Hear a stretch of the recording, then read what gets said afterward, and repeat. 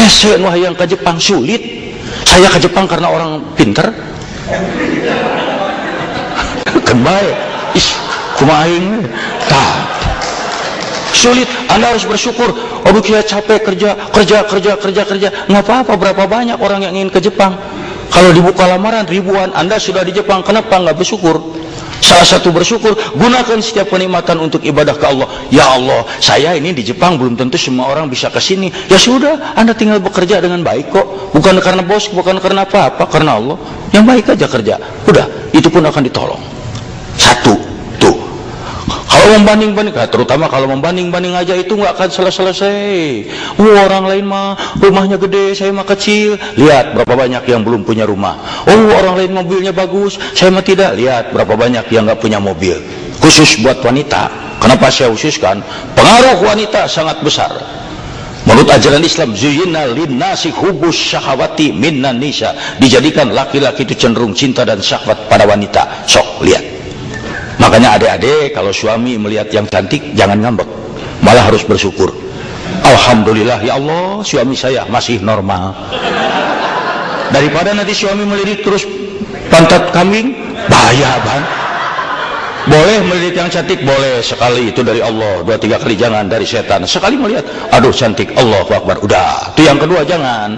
Di mana rumahnya? Itu jangan. Orang yang mau bersyukur mah tenang-tenang saja, karena Allah tuh yang mengatur. Kalau Anda ingin bersyukur nanti pulang dari sini, lihat wajah sendiri di cermin, akan timbul rasa syukur. Allahu Akbar, alhamdulillah, indah sekali wajah saya ya Allah. Coba lihat ini, mata disimpan dua-duanya di sini, pas sekali. Anda mau digaji 1 juta yen 1 jam, tapi mata ditelunyuk. Memang kalau ngintip yang mandi tenang, terbang kunci gitu. Tapi makan sama repot siapa? Dah saya mah nggak mau.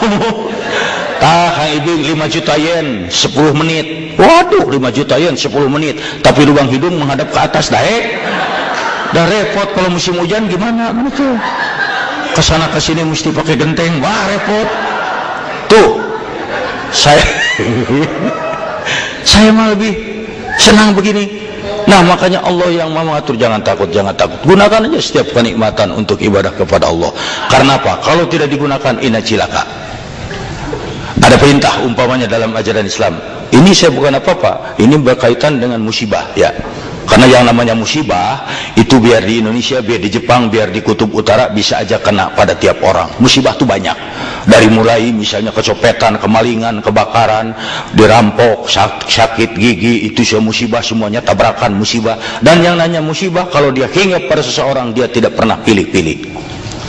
Dari mulai karyawan sampai direktur bisa kena musibah. Dari yang buta huruf sampai sarjana kena musibah. Tidak ada orang yang bebas dari musibah karena ustadz atau sarjana. Tidak ada. Silakan tanya. Pak, Bapak pernah batuk? Oh tidak pernah. Kenapa? Apa dokter Anda? Saya tidak bisa. Saya bodoh. Bapak pernah sakit mata? Oh tidak pernah. Kapan direktur? Nggak bisa. Nah, dan orang yang musibah itu ya yakin bangsa manapun di dunia tidak ada orang yang mengharapkan atau kedatangan musibah. Betul nggak? Sok, biarin orang Jepang tanyain, apa mereka ada yang bangun berdoa tengah malam? Ya, saya ingin segera dapat musibah. Baik adik-adik perempuan atau laki-laki berdoa tengah malam, Gusti, saya hayang gerak burut.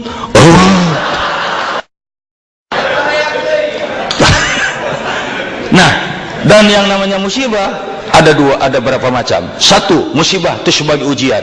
Ujian untuk apa? Untuk meningkatkan keimanan. Anak SD kalau di Indonesia mau naik ke SMP itu ujian. SMP mau pindah ke SMA, SMA mau ke mahasiswa, mahasiswa harus sarjana, ujian. Tanpa ujian tidak naik dia tingkatnya. Demikian pula keimanan, ketabahan terhadap Allah. Tanpa diuji tidak akan meningkat. La tublawuna fi amwalikum wa anfusikum. Kau bakal diuji mengenai diri dan hartamu. Ujian tuh pasti banyak. Mungkin Anda nikah sama orang Jepang, ternyata orang Jepangnya itu punya pacar lagi, kemudian Anda merasa disakiti, itu musibah. Kenapa? Dan yang kedua, masobaka min hasana faminallahi wa masobaka min sayyati famin nafsi. Apa saja yang datang musibah kepadamu itu dari Allah. Apa aja kebaikan yang datang kepadamu itu dari Allah, dan apa saja musibah yang menimpa itu kesalahan darimu sendiri. Semua musibah itu kita yang salah. Sok renungkan. Kita jatuh, lagi jalan jatuh, kenapa tidak melihat? Kita yang salah. Kebakaran, kita yang salah, kenapa tidak teliti mademin kompor? Kecopetan, salah kita, kenapa tidak nyimpen duitnya di mulut? Ini di mulut masih sulit nyepetnya. Tuh, salah kita salah. Tapi mungkin satu waktu kita punya kesalahan, kita punya musibah, dan setelah dipikir bukan kita yang salah. Umpamanya apa aja kesalahannya, Anda sudah begini, sudah baik, ternyata dapat juga musibah. Itu ujian. Itu ujian. Dan yang kedua itu kesalahan kamu sendiri. Ini dia.